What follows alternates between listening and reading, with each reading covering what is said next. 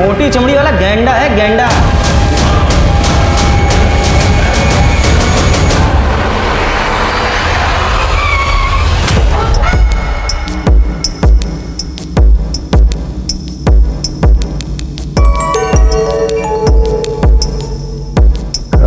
एक रूम दीजिए। आपका नाम?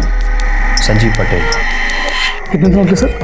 पता नहीं, एक दिन भी लग सकता है, एक सप्ताह भी। ये रूम नंबर 11 एंट्री कर दीजिए सर। ये मेरा कार्ड है, आप एंट्री कर लीजिए, साइन बाद में कर दूंगा। Okay sir.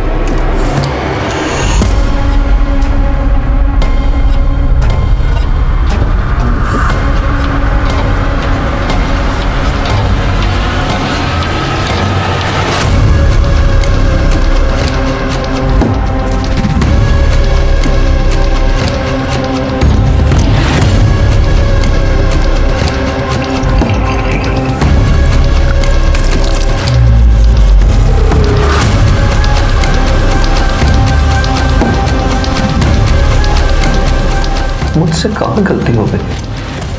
क्या सच में मैं गलत हूँ? सच में मुझसे गलती हुई है?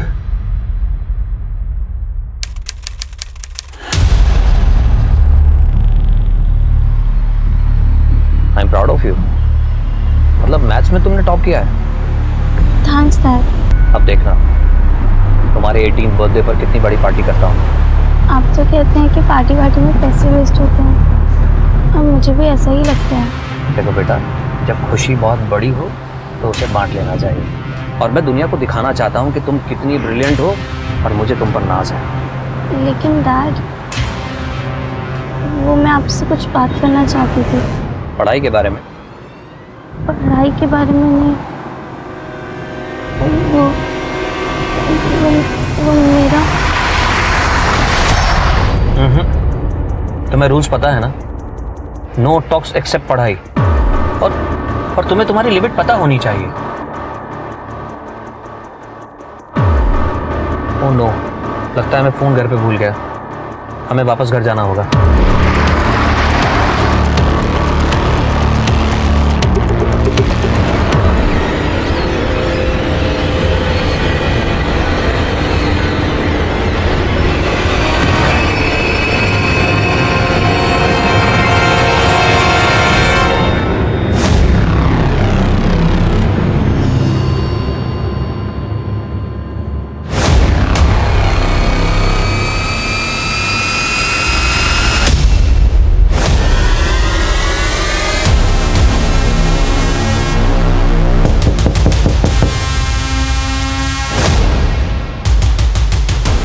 कौन है?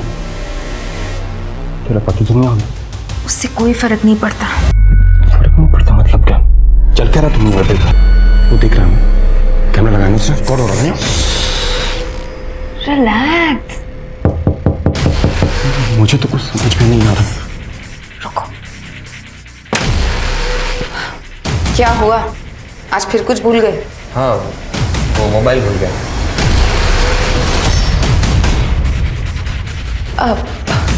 ये वो क्या नाम बताया था तुमने अपना? रंजीत। रंजीत।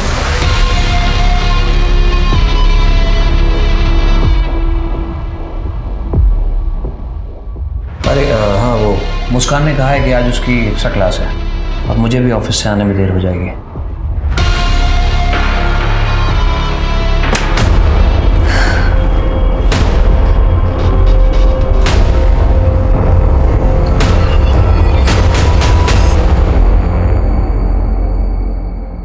कमाल है, होटल का एक गेस्ट गायब हो जाता बिना पेमेंट किए और तुमको मालूम ही नहीं पड़ता।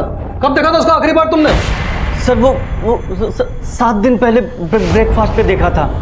वो अंदर बंद ही रहता था तो ज़्यादा ध्यान नहीं दिया। कोई सामान अमान है उसका? सब लेके गया वो? हाँ, एक एक एक एक ये ब्रीफकेस छोड़ के गया है, पता नहीं क्यों।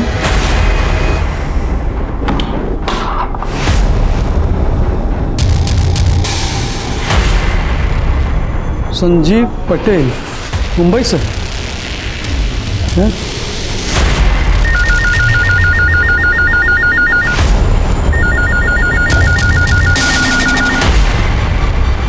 हेलो,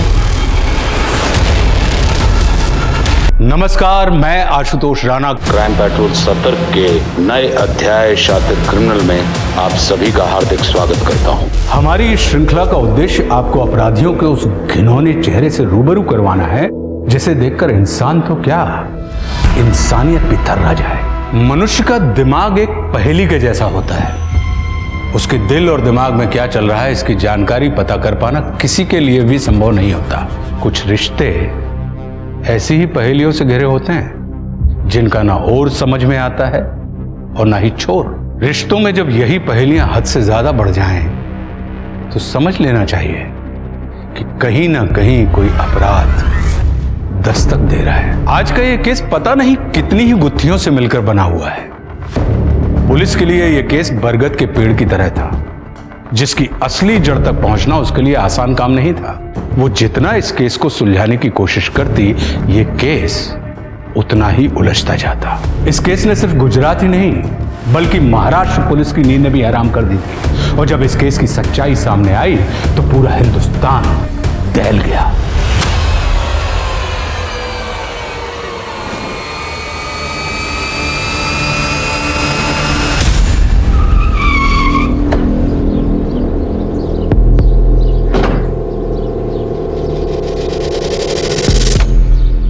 एक्सक्यूज मी, ये संजीव पटेल का घर है? हाँ, उन्हीं का घर, पति है मेरे। मैडम, उनके अगेंस्ट कंप्लेंट है वापी के एक होटल से। क्या कह रहे हैं आप? कैसी कंप्लेंट? मैडम प्लीज आप उन्हें बुलाइए। वो तो पिछले 10 दिनों से किसी काम के सिलसिले में मुंबई से बाहर है। उनका फोन भी बंद आ रहा है। वो वहां से होटल के बिल चुकाए बिना भागे हैं। तमीज से बात कीजिए। मेरे पति अपनी कंपनी के सीईओ हैं। वे चिंदी चोर नहीं है जो 5-10 हज़ार रुपयों के लिए यहाँ वहाँ भागते फिरेंगे। हाँ, मुझसे दूर जरूर भाग सकते हैं। मैडम, मैं आपका फैमिली ड्रामा देखने नहीं आया हूँ। होटल का बिल क्लियर कीजिए वरना हमें मजबूरी में कानूनी कार्रवाई करनी पड़ेगी। रुकिए।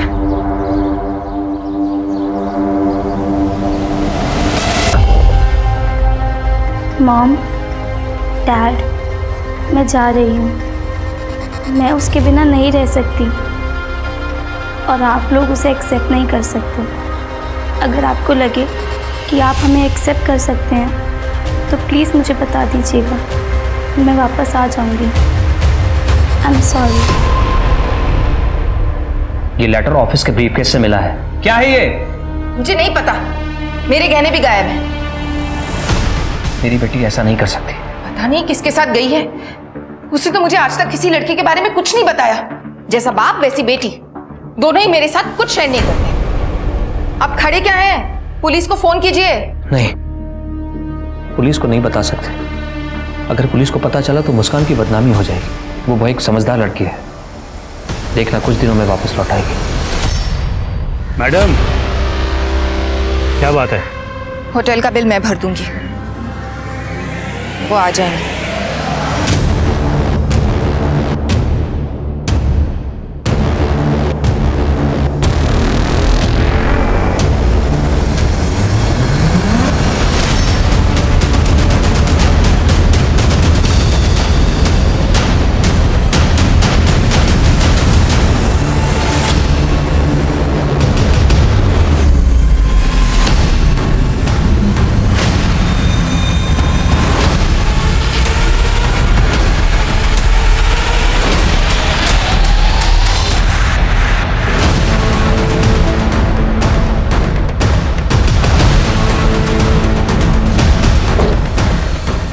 सर, किसी आदमी का कटा हुआ पैर है, इस पर एसिड भी डाला गया। इसको फॉरेंसिक के लिए भेजो। कटा हुआ पैर मिला है तो और भी पार्ट्स होंगे। और बाकी सारे पुलिस स्टेशंस को अलर्ट कर दो। आई एम सॉरी पापा।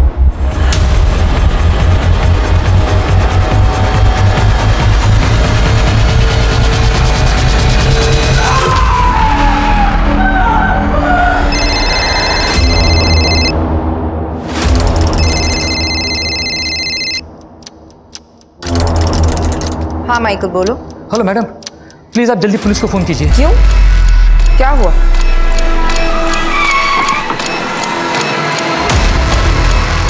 अरे आइए सर, ये देखिए ना क्या हाल कर दिया है। आप? जी मैं मैनेजर हूँ यहाँ का। आज सुबह ऑफिस आया तो ये सब हुआ था सर। मैंने अपने बॉस संजीव जी को फ़ोन भी किया था कई बार, लेकिन उन्होंने फ़ोन उठाया नहीं। तो फिर मैंने अपनी मैडम को फ़ोन किया। सिक्योरिटी में कोई तो होगा ना यहाँ पे, बुलाओ उसे। सर सिक्योरिटी निकाल दी थी बॉस ने। एक्चुअली जब से सीसीटीवी कैमरा लगाया था ना तो सबको निकाल दिया था। वो कहते थे कि गार्ड तो सोता रहेगा, और फिर 20 साल से कुछ यहाँ हुआ नहीं तो अब क्या होगा। लेकिन देखिए ना सर, वो सीसीटीवी कैमरा भी चोरी कर ले गया। और क्या क्या चोरी हुआ है? सर कल कुछ दवाई के कंसाइनमेंट बॉक्स आए थे, वो भी गायब है। बॉस कहाँ है? 10-12 दिन से बाहर है सर, वापी। कुछ अजीब हुआ था क्या? हाँ सर, कुछ दिन पहले घटना हुई थी। जो पिछला ऑर्डर गया था उसकी सारी एंट्री कर ली थी यार। अब ये पैकिंग है, कभी भी कंपनी में माल भेजो ढंग से पैक करो। लो जी सर चाय। तुझे मैंने पहले भी समझाया था ना, ऑफिस में सिर्फ एक बार चाय लेके आया कर, बार बार मुंह उठा के क्यों चलाता है? ये बुलाएंगे तो आऊंगा ना, वो पैसा बाकी है मेरा। ये लो तुम्हारे पैसे, 40 रुपए काट लिए मैंने। क्यों? क्यों मतलब? क्योंकि तू चाय कम दूध में पानी ज्यादा उबाल कर पिलाता है। मेरे को मेरा पूरा पैसा चाहिए। पैसे तो इतने ही मिलेंगे, पैसे पूरे चाहिए तो चाय अच्छी पिलाएगा। साला सर बोल दिया तो ज्यादा सर पे चढ़ गया तू। 4 किलोमीटर दूर तक कोई और चाय की दुकान है नहीं।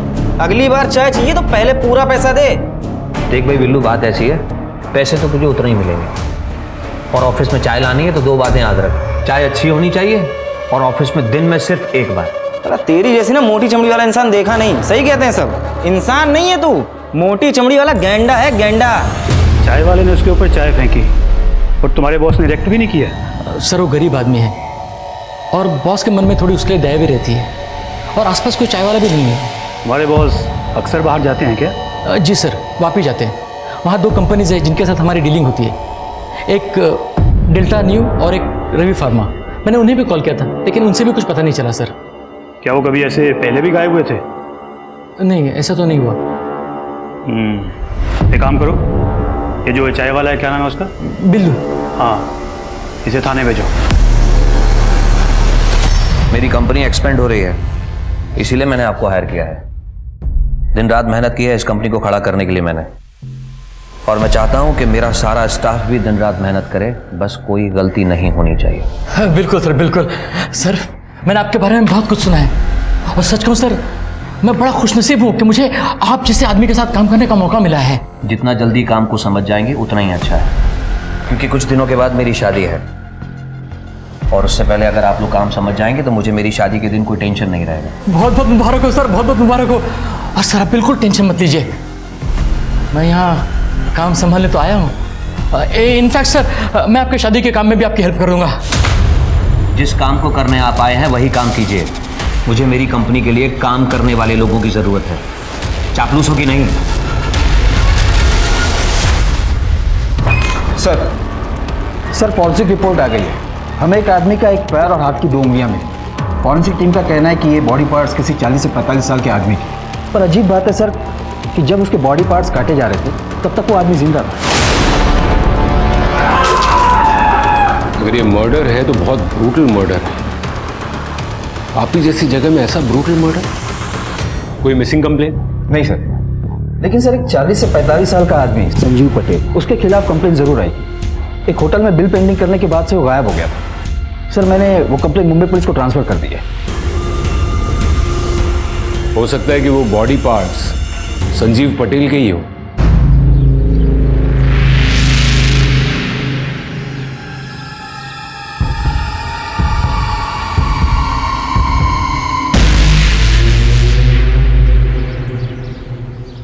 सर इधर और भी बोन्स हैं। लगता है 1 से ज्यादा विक्टिम्स थे सर। किसको मार के दफनाया है यहाँ पे? साहब हमने किसी को नहीं दफनाया। कुछ लोगों ने बोला कि ये घर काफी टाइम से खाली पड़ा है तो रहने आ गए। तुमसे पहले कौन रहता था यहाँ पे? नहीं पता साहब, पर लोगों का कहना है कि एक भरा पूरा परिवार रहता था यहाँ पे।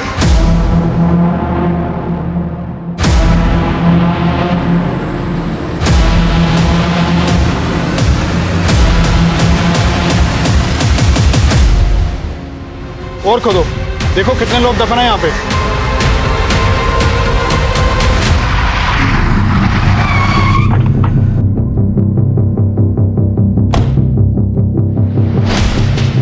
आखिर ये संजीव पटेल गायब कहाँ हो गया? कहाँ गया होगा वो? हमें कैसे पता सर कहाँ गया होगा? हमें तो वो खुद चुना लगा गया। तो अच्छा हो कि घर से उसका पेमेंट आ गया। उसके बारे में और कोई जानकारी? कोई उससे मिलने आता था या वो कहीं किसी को मिलने जाता था? नहीं सर, ऐसा तो कुछ भी नहीं है। उसने तो हमें सख्त हिदायत दी थी कि उसको कोई डिस्टर्ब ही नहीं करे। सर ये केस छोड़ के गया है।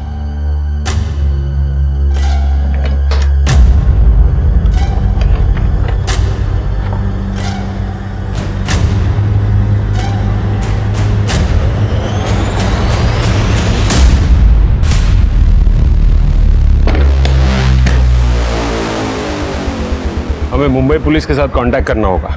देखते हैं ये संजीव उसके घर वहां पहुंचा भी है या नहीं, और उसकी फोटो सारे पुलिस स्टेशन में सर्कुलेट करवाओ। जी सर।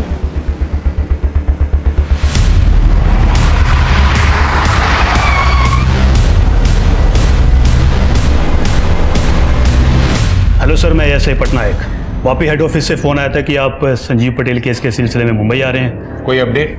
नहीं सर, वो अभी भी मिसिंग है। ये है उसके केस की फाइल। सर, उसके घर में उसकी बीवी दीप्ति और उसकी टीनेज बेटी मुस्कान। अच्छा खासा फार्मास्यूटिकल का डिस्ट्रीब्यूशन का बिजनेस है सर, लेकिन फैमिली में कुछ प्रॉब्लम है। पड़ोसियों को शक है कि दीप्ति का किसी और के साथ अफेयर चल रहा था। सर फिर तो ये ओपन एंड शट केस। इस दीप्ति ने अपने लवर के साथ मिलकर संजीव को मरवा दिया होगा। हो सकता है। सर, एक और बात है सर, संजीव के फार्मा कंपनी में कुछ दिन पहले लूटपाट हुई थी, और लूटपाट में जो कंसाइनमेंट लूटा गया था वो अभी तक मार्केट में ट्रैक नहीं हुआ है। डेल्टा न्यू कंपनी में बना साइकेट्रिक ड्रग्स था सर।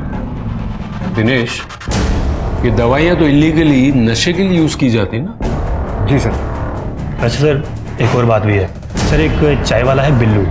बिल्लू चाय वाला? जी हाँ सर, संजीव के साथ उसका कई बार झगड़ा हुआ है सर। जिस दिन से संजीव गायब है उस दिन से ये चाय वाला भी गायब है। तुम सबसे पहले ये संजीव की बीवी, क्या नाम बताया उसका? सर दीप्ति। दीप्ति, सबसे पहले उसे बुला। जी सर। दीप्ति, मैं तुम्हारे साथ सिर्फ घर बसाना नहीं चाहता, बल्कि मैं तुम्हारे साथ अपनी पूरी दुनिया बसाना चाहता हूँ। वो दुनिया जहाँ बहुत पैसा हो, बड़ी बड़ी गाड़ियाँ हों, बंगले हों।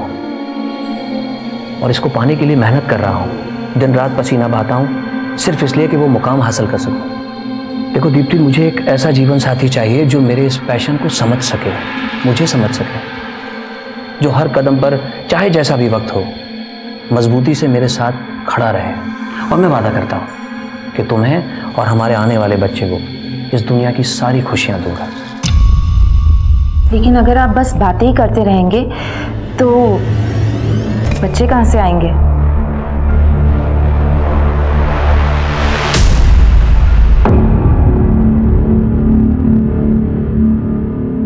ये सब आप मुझे क्यों बता रहे हैं? आपको लगता है ये संजीव के बॉडी पार्ट्स हैं? वो तो डीएनए टेस्ट के बाद पता चल ही जाएगा। किसके साथ करेंगे डीएनए टेस्ट? वो अनाथ है। क्यों? आपकी और संजीव की एक बेटी तो है ना? हाँ है, लेकिन वो मिसिंग है। क्या? हाँ, वो संजीव के जाने से कुछ दिन पहले ही घर से गायब हो गई। आप दोनों की बेटी गायब हो गई थी और आपको और आपके पति को जरा भी ऐसा नहीं लगा कि आपको पुलिस कंप्लेन करनी चाहिए? संजीव को पुलिस को इन्वॉल्व नहीं करना था। उन्हें यकीन था कि मुस्कान वापस आ जाएगी। और आप चाहती हैं कि हम आपकी इस बात पर यकीन कर लें। मैडम, आपके पति गायब हुए हैं और पुलिस को बॉडी पार्ट्स मिले, लेकिन वो बॉडी पार्ट्स संजीव के हैं या नहीं उसकी पुष्टि करना अब भी बाकी, क्योंकि उसके कोई रिश्तेदार तो है नहीं। और आपकी और संजीव की बेटी वो भी गायब है, और आपको देखकर ऐसा लगता है कि आपको इस पूरी बात से कोई फर्क नहीं पड़ता। तो आपको क्या लगता है संजीव का खून मैंने करवाया है? मैं ऐसा क्यों करूंगी? अपने अफेयर्स की वजह से। ये मेरा और संजीव का पर्सनल मैटर है। सच सच बताइए, आपने अपने अफेयर्स को छुपाने के लिए ही संजीव का मर्डर करवाया ना? कौन सा अफेयर? हाल फिलहाल में तो मेरे 3 अफेयर्स चल रहे हैं।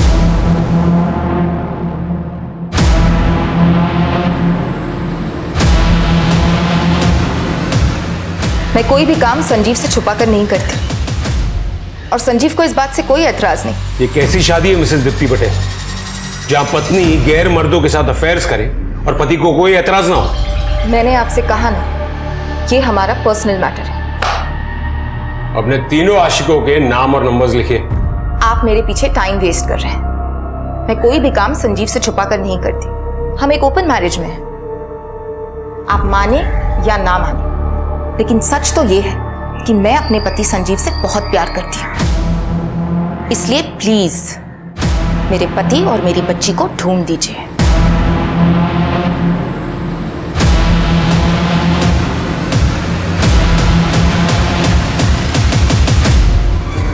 आपको क्या लगता है सर? मैंने किसी भी औरत को इतना ब्लंट नहीं देखा है। सर मुझे तो लगता है कि इसने अपने पति के साथ साथ अपनी बेटी को भी मार दिया है, ताकि डीएनए कंफर्म ना हो। या ये भी हो सकता है कि इसकी बेटी को पता चल गया हो कि इसने अपने पति को मरवाया है। फिलहाल तो हमें उसे ढूंढना होगा। ये मुस्कान के बारे में सब पता करो। पता करो कि वो सच में भागी थी या नहीं, और अगर भागी थी तो किसके साथ भागी थी। और ये संजीव, उसकी पूरी कुंडली निकालो। पता करो कि वो सच में अनाथ है या नहीं। उसका कोई रिलेटिव मिलेगा तो ही हम डीएनए कंफर्म कर पाएंगे। और वहाँ वापी में जो फार्मा कंपनीज में उसका अक्सर आना जाना था, वहाँ भी पता करो। वहाँ पर किसी मिसिंग आदमी की कंप्लेन आती है तो मुझे तुरंत इन्फॉर्म करो। और ये दीप्ति के आशिकों को उठाओ। हाँ डॉक्टर साहब बताइए। जो स्केलेटन आप लोगों ने कलेक्ट किया था वो 3 लोगों का है। मतलब आपका भी यही मानना है कि वो स्केलेटन 3 लोगों के हैं? इंटरेस्टिंग बात यह है कि उनमें से 3 में से एक औरत थी। औरत?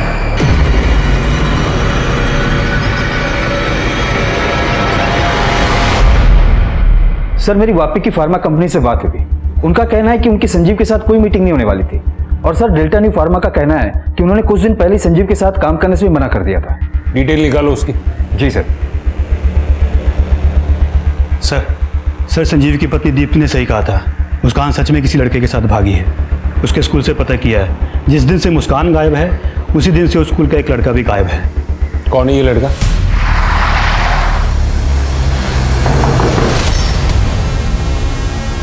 अरे सर आप लोग यहाँ? आपका हालचाल जानने आए। मिस्टर पटेल की बेटी को लेकर भागा है ना आपका बेटा? मेरा बेटा? रायन बेटा बाहर आओ। Yes papa. सर मेरा एक ही बेटा है, ये रहा। तुम्हारे और मुस्कान के बीच कुछ चल रहा है क्या? कुछ भी नहीं सर, वो मेरे ही स्कूल में पढ़ती है और कभी कभी मुझे मैथ्स में हेल्प करती है। तो जब मुस्कान गायब थी उसके बाद 2 दिन मंडे और ट्यूसडे को तो स्कूल क्यों नहीं गया? बीमार था सर वो। आपको यकीन नहीं आ रहा सर? एक मिनट सर, मैं आपको डॉक्टर का प्रिस्क्रिप्शन बताता हूँ। इसका मोबाइल लो और मोबाइल लोकेशन चेक करो। नहीं सर, मोबाइल नहीं है इसके पास। नहीं, मतलब था 8 महीने पहले था उसका मोबाइल, वो मैंने बंद करा दिया था। एक्चुअली क्या सर, वो थोड़ा बिल भी ज़्यादा आ रहा था और इसका पढ़ाई में मन नहीं लग रहा था। मन तो इसका कहाँ लग रहा था ये तो हम पता लगा ही लेंगे।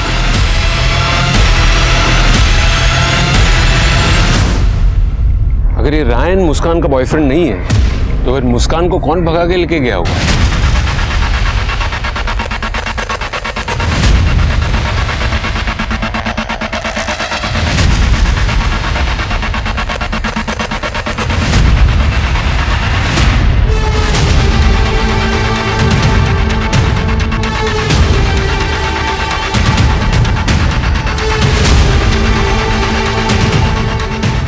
सॉरी पापा।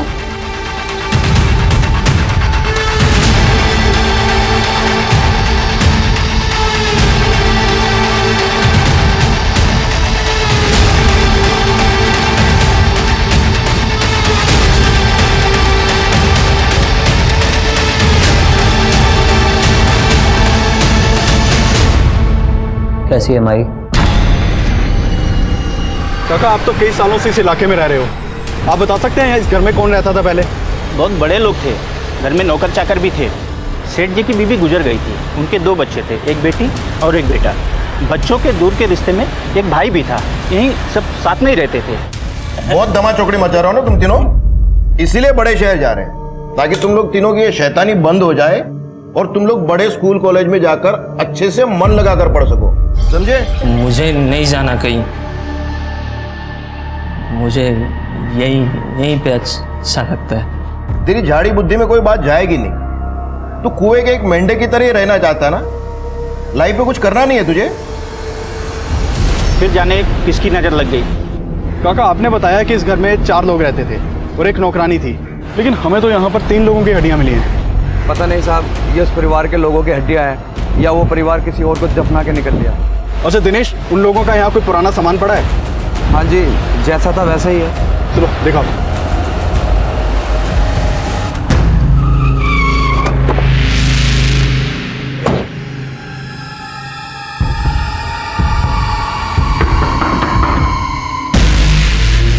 रंजीत जी, मुझे तुमसे कुछ बात करनी है।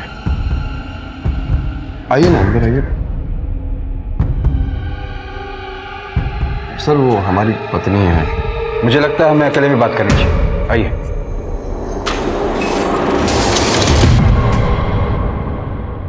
दीप्ति पटेल को जानते हो? उनका कहना है कि तुम्हारा उनके साथ अफेयर चल रहा है। क्या ये सच है? सर ये सब सरासर गलत है सर।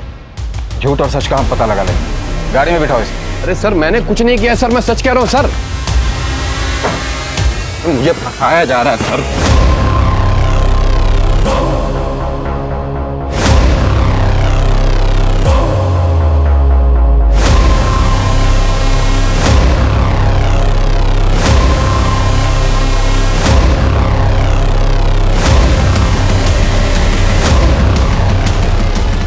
सर मुस्कान पटेल का पता चल गया है, यही मुंबई के होटल में है, मैं वहीं जा रहा हूँ। आई एम सॉरी पापा।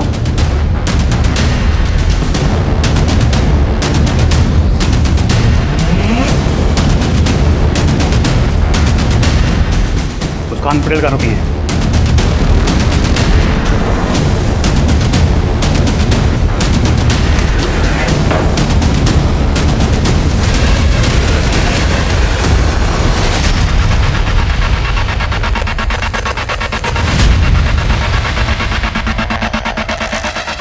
तुमने कहा था वो इस रूम में रुकी है। सर यही तो थी। वो के लिए आई थी या किसी के साथ? एक लड़का था उसके साथ। दिखने में कैसा था? अरे सर मेरा कोई अफेयर नहीं था उसके साथ, हम तो बस सोते थे उसके साथ। उससे पहली बार कहाँ मिले थे? कैफे शॉप, पूरे परिवार के साथ आई थी सर। लगता है सूरज आज पश्चिम से निकला है, तभी तो तुम्हारे डैड अपना काम छोड़कर हमें घुमाने लाए हैं। डैड आप ये वाली कॉफ़ी ट्राई कीजिए, बहुत अच्छी है। रियली?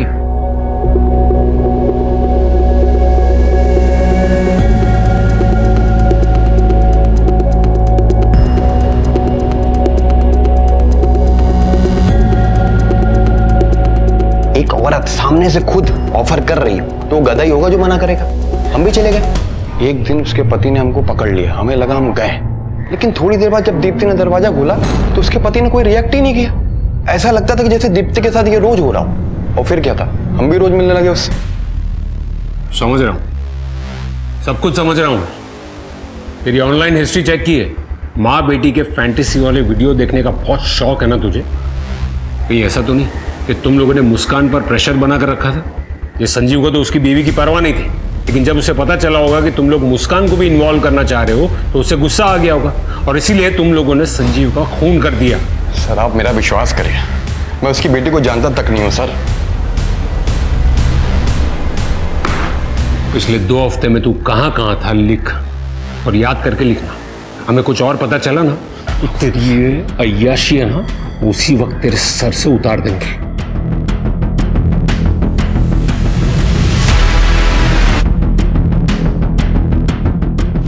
दिनेश, इस पर नजर रखो, और दीप्ति के बाकी के 2 लवर्स को भी उठा के ले जाओ।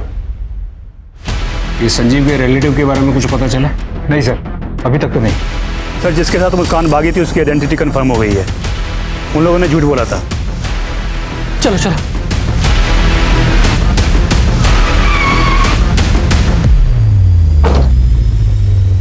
कहीं जा रहे हैं क्या? जी सर, वो वाइफ के मैके जा रहे हैं हम लोग। तो प्लान पोस्टपोन कर दो, अभी आपको हमारे साथ आना होगा। सर क्या हुआ सर? क्या हुआ सर? सर क्या हुआ? सर हमने कुछ नहीं किया सर, सच कहता हम लोगों ने कुछ नहीं किया सर।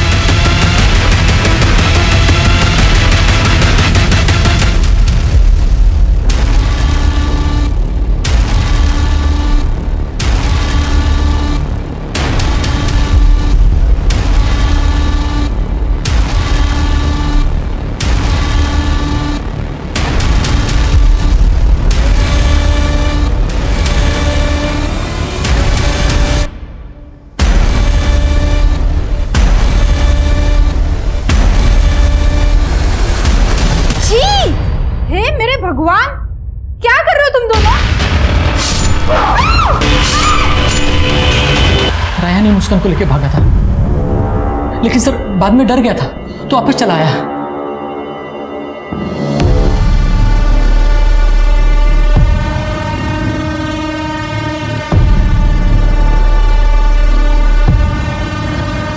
आई एम सॉरी मुस्कान, लेकिन मैं ये नहीं कर सकता। मैं घर जा रहा हूँ, तुम भी प्लीज़ अपनी घर चली जाना। सर मैं और मुस्कान बचपन के दोस्त हैं और हम जानते थे संजीव सर हम दोनों के रिलेशन के लिए कभी रेडी नहीं होंगे। मुस्कान कहाँ है? सर मुझे नहीं पता वो कहाँ है। तू संजीव पटेल की बेटी के साथ जिंदगी बिताना चाहता है? हाँ, पता है ना कैसा आदमी है वो? कैसा है वो? कैसा है वो संजीव पटेल? सर बड़ा अजीब आदमी है सर वो। सर मैं उसके साथ 20 साल से काम कर रहा हूँ, लेकिन आज तक कभी समझ में नहीं आया कि उसके दिमाग में क्या चलता है। उसके दिमाग में क्या चलता है या फिर तुम्हारे दिमाग में कुछ और चल रहा था? कहीं तुम्हारा भी तो अफेयर उसकी बीवी दीप्ति के साथ नहीं था ना? दीप्ति मैडम के साथ मेरा कोई अफेयर नहीं था सर। देखिए सर, मुझे उनके पर्सनल लाइफ से कोई मतलब नहीं था। डेल्टा न्यू की इरेगुलरिटीज के बारे में तुम्हें कुछ नहीं पता? कंपनी ने पूरी डिटेल्स दी हमें। उनकी असली दवाइयों को तुम लोग नशा करने वाले लोगों को ड्रग्स के तौर पर बेचते थे और उनकी कंपनी के नाम से नकली दवाइयां मार्केट में सप्लाई करते थे। नहीं सर, मुझे कुछ नहीं पता इस बारे में। झूठ! 20 सालों से तुम वहां काम कर रहे हो। तुम्ही ने कहा ना अभी, वो लोगों की रगों में जहर घोलने का काम कर रहे हैं और तुम कह रहे हो कि तुम्हें कुछ नहीं पता। सर सच में नहीं पता। सर क्या है ना, संजू सर अपने सारे पुराने क्लाइंट्स को खुद ही हैंडल करते थे और उन सारे पेपर्स भी उन्हीं के पास होते थे। सर मुझे इस बारे में कुछ भी नहीं पता। तुम्हें नहीं पता तो और किसे पता होगा? शायद से बिल्लू को पता होगा। वो चाय वाला? जी सर। तुम्हें ऐसा क्यों लगता है? देखिए सर, आपने बताया ना कि दीप्ति मैडम के साथ उसका कैसा रिलेशन था। सर सच को तो संजू सर का और बिल्लू का भी रिलेशन मुझे बहुत मिस्टीरियस लगता था। सर मुझे समझ में नहीं आता था कि संजू सर उस चाय वालों को इतना बर्दाश्त क्यों करते थे। वो आखिरी बार वापी की होटल में देखा गया था और उसने आखिरी कॉल भी तुम्हें ही की थी। तुम्हारे लिए तो आसान होगा ना, मुंबई से 3 घंटे में वापी, खून करके वापस। नहीं सर, आप कैसे बातें कर रहे हैं? मैं तो ऑफिस में था, आप चेक कर सकते हैं। सब कुछ चेक करेंगे, लेकिन तब तक तुम दोनों यहीं पर रहोगे।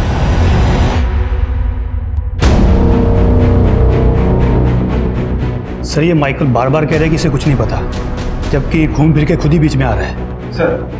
सर नागपुर पुलिस से फोन आया था, बिल्लू को पकड़ लिया गया, उसे हम मुंबई लेकर आ रहे हैं। ये संजीव पटेल का केस पहेली की तरह उलझता ही जा रहा है और इस पहेली को सुलझाने के लिए हमें उसके पास्ट को खंगालना होगा। वैसे भी हम पक्के तौर से कह नहीं पा रहे हैं कि जो बॉडी पार्ट्स मिले हैं वो संजीव के हैं या किसी और के। मुझे तो ये समझ में नहीं आ रहा है कि जिसके बॉडी पार्ट्स काटे जा रहे हैं वो संजीव है या फिर जो बॉडी पार्ट्स काट रहा है वो संजीव है। और उसकी बेटी, उसके बारे में भी हमें अब तक कोई क्लू नहीं मिला। यही तो मैं भी जानने आई। जवाब दीजिए मेरे सवाल का। कहां है मेरे पति और मेरी बेटी? आप लोग अभी तक उन्हें ढूंढ नहीं पाए? और तुम, हिम्मत कैसे हुई तुम्हारी? इतने एहसान किए हमने तुम्हारी फैमिली पर और तुमने ये सलाह दिया? एहसान करने वाले आई बड़ी। तेरे पति की सेवा की मैंने 20 साल, गुलामी की मैंने उसके साथ। पगार देना, पैसा देना, सैलरी देना मतलब कोई एहसान नहीं करना होता है। और हाँ, तेरी हिम्मत कैसे हुई मेरे बेटे को चिल्लाने की? अरे जाके अपनी बेटी को संभाल। लेकिन नहीं, तुझे तेरी अय्याशों से फुर्सत मिले तब ना।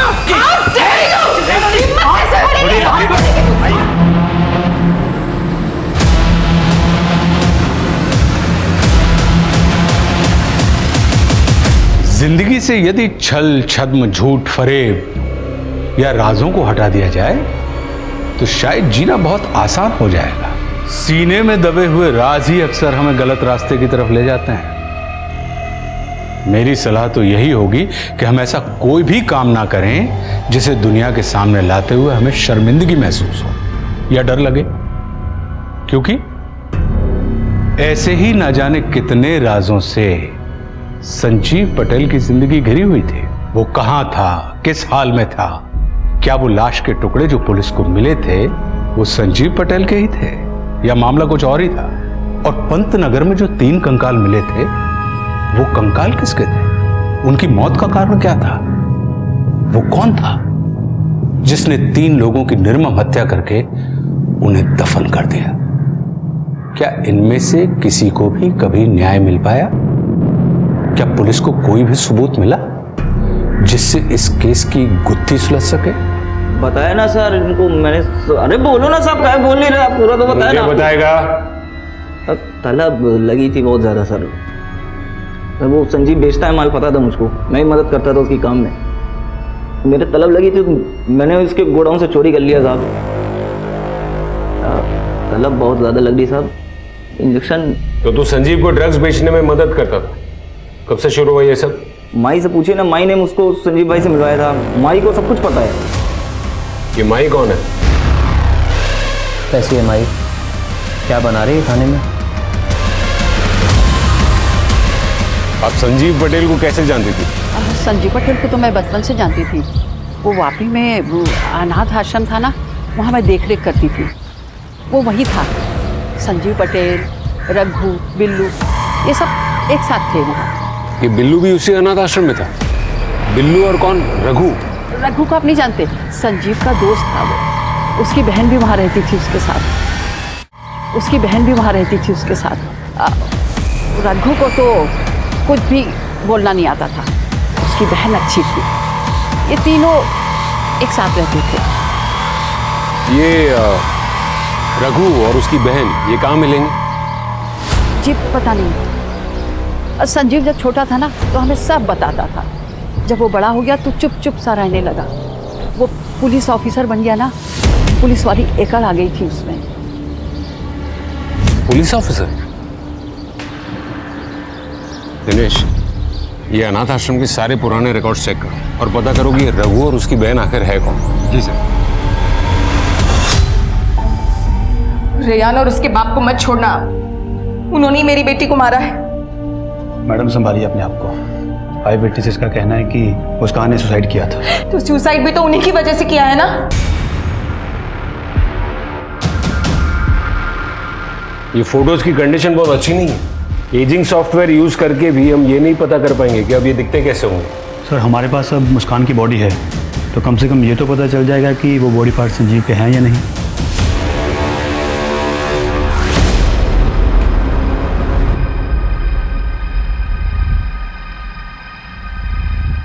ये कुछ देखा देखा सा नहीं लग रहा है। आई एम सॉरी सर, पर मुझे कुछ याद नहीं आ रहा है। पर मुझे याद आ गया और समझ में भी आ गया कि ये केस एक पहेली की तरह उलझा हुआ क्यों था।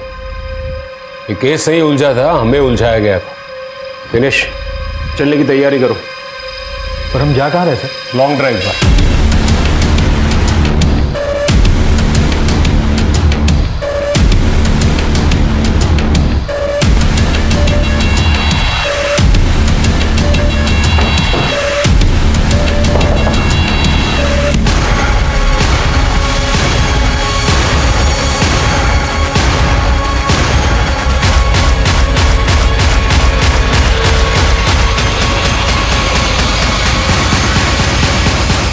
क्यों किया ये सब?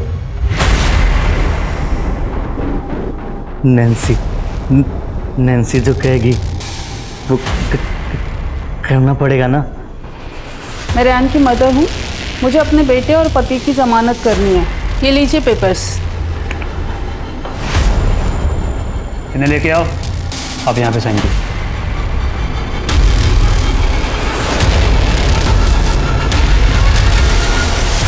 जो भी करना है जल्दी करो। हाँ, मुझे कॉल करके खबर करते रहना। चाय।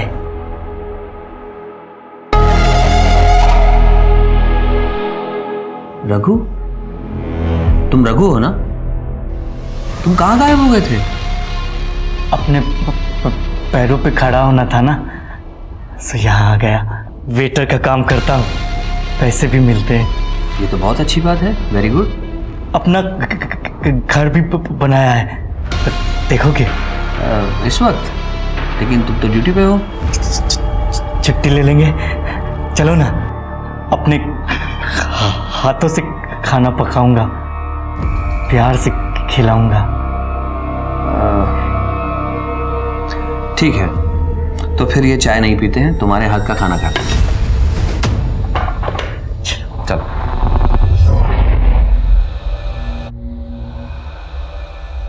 अच्छा, तो यहाँ रहते हो तुम? बहुत अच्छी जगह है।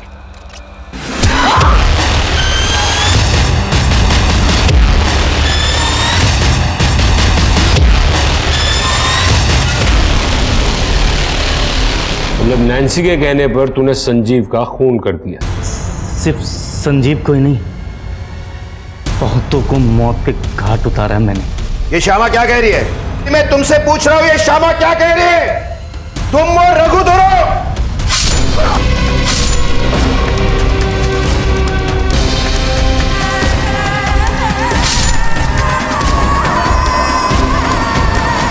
इन्हें हम ऐसे नहीं छोड़ सकते, जाना पड़ेगा ना। मेरे लिए हम हमेशा साथ रहेंगे। नैन्सी के लिए तो सब करना पड़ेगा। हम हमेशा करूंगा। लगता है नैन्सी से बहुत प्यार करता है तू। उसकी फोटो तो होगी ना तेरे पास, है ना?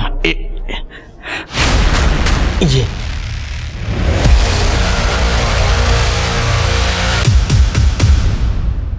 इतनी परफेक्ट प्लानिंग, तुम तो हमें गच्चा देने ही वाले थे। तो अब बताओ, तो तुम्हारे लिए सब ठीक ठाक चल ही रहा था, तो फिर ये किया क्यों?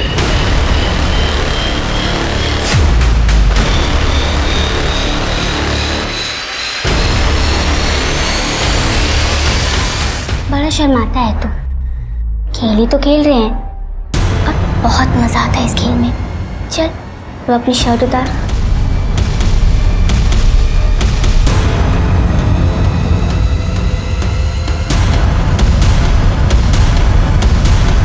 जी, क्या कर रहे हो तुम दोनों? अरे भाई बहन हो तुम, भले दूर के रिश्ते के हो, लेकिन हो तो भाई बहन ना एक दूसरे के। और तुम आने दो तुम्हारे बाबा को, सब बताती हूँ मैं आज। अगर इसने बाबा को बता दिया तो वो हमें मिलने नहीं देंगे। और तू मुझे बहुत अच्छा लगता है। मुझे भी तो अच्छी लगती है। जो मैं कहूँगी वो करेगा। और फिर तुम दोनों ने सबको मार दिया और अनाथ आश्रम में जाकर रहने लगे, जहां तुम्हें संजीव हुआ, और फिर तुमने संजीव से शादी कर ली। हाँ, संजीव बहुत मेहनती था। मैं जानती थी वो अपनी जिंदगी में कुछ ना कुछ अच्छा जरूर करेगा, और अनाथ आश्रम वालों की मदद से रघु को उस होटल में नौकरी मिली। तुमने शादी के बाद भी अपने शौक कायम रखे? तो और क्या करती मैं? संजीव को अपने काम से फुर्सत ही नहीं थी। अब बॉडी की भी नीड होती है ना। संजीव को सब पता था, लेकिन उसने कभी कुछ रिएक्ट ही नहीं किया। उसका अटेंशन पाने के लिए मैंने उसे प्रोवोक करना शुरू किया, दूसरे मर्दों के साथ अफेयर्स किए, लेकिन वो तो जैसे पत्थर का बना था। अगर उसके दिल में किसी के लिए प्यार था तो वो सिर्फ मुस्कान के लिए। और जब मुस्कान घर से भागी, सब बदल गया। ये सब तुम्हारी वजह से हुआ है। तुम ही ने बिगाड़ा उसे। ना ही तुम एक अच्छी बीवी बन सकी और ना ही एक अच्छी माँ। मुस्कान तो कुछ दिनों में वापस आ ही जाएगी, और उसके बाद धक्के मारकर घर से बाहर निकाल दूंगा, सड़क पर मरने के लिए। मुझे कुछ करना था। मैं जानती थी रघु वापी में, तो मैंने उसे अपने प्लान में शामिल कर लिया। कहाँ थे तुम? फोन क्यों नहीं उठा रहे थे? मुस्कान का कॉल आया था। कॉल आया था? हाँ, वो तुमसे मिलना चाहती है। कहाँ है वो? वापी में, होटल बीच रिजॉर्ट में। वो वहीं तुमसे मिलना चाहती है।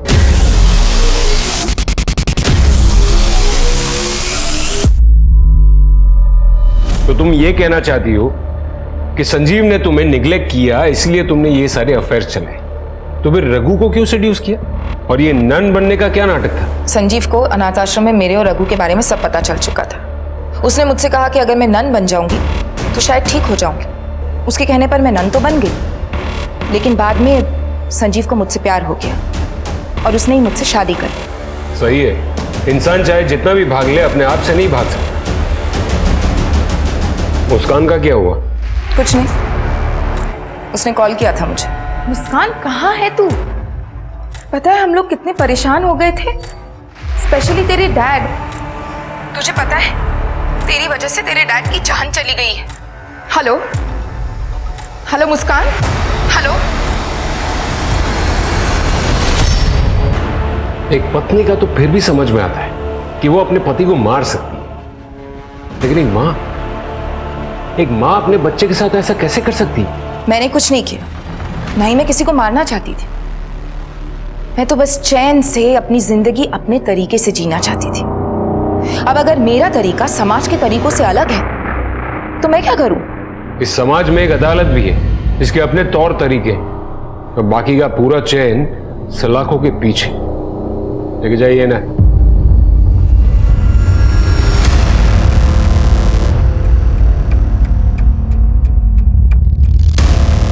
इस केस से हमें यह सबक मिलता है कि अति किसी भी चीज की अच्छी नहीं होती। बहुत आगे पहुंचने की दौड़ में हम अक्सर कहीं भी नहीं पहुंच पाते। इस केस में सबने अति कर दी थी। रघु को यह भरोसा था कि दीप्ति उससे शादी करेगी। उसने दीप्ति के लिए गुनाहों की अति कर दी। वहीं संजीव के सर पर ना सिर्फ पैसे का भूत सवार था जिसकी वजह से वो गलत रास्ते पर निकल गया था, बल्कि उसने सहनशीलता की भी अति कर दी थी।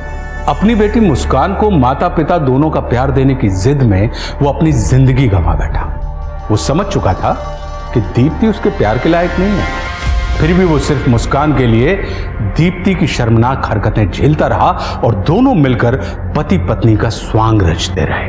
पति पत्नी का साथ कहने को तो 7 जन्मों का होता है, लेकिन जब कोई रिश्ता मर चुका हो तो उसे जबरदस्ती जिंदा रखने की कोशिश बेकार होती है। और कई बार इसी खींचातानी में अपराध का जन्म हो जाता है। जिस रिश्ते में प्यार और सम्मान हो वही असली रिश्ता होता है। जबरदस्ती के रिश्ते पैरों की जंजीर बन जाते हैं। इसी के साथ मैं आशुतोष राणा आपसे विदा लेता हूं। हम फिर मिलेंगे एक नई कहानी के साथ जो आपको रखेगी सतर्क और जिंदगी को सुरक्षित। तब तक अपना और अपनों का ख्याल रखिए और देखते रहिए क्राइम पेट्रोल सतर्क। जय हिंद।